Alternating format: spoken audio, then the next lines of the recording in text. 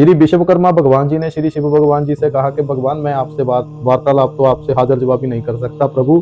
और बात यह है कि भवन हमें जो अलग अलग प्रकार की ऋतुओं के प्रकोप से भी बचाता है, जैसे गर्म ऋतु आ गई, सर्दी ऋतु आ गई, मानसून आ गई, ऐसे हमें भवन बचाता है। तो श्री शिव भगवान जी ने कहा नंदी, अब श्री विश्वकर्मा जी को बताओ कि जब हमें ठंडी लगती है, सर्दी लगती है, तो हम क्या करते हैं।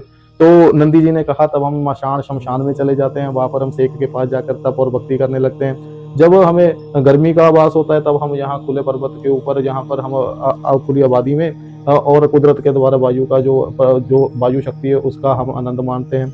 जब बरसात आ जाती है तो हम जो हिमालय की गुफाएं हैं वहां पर वास कर लेते हैं।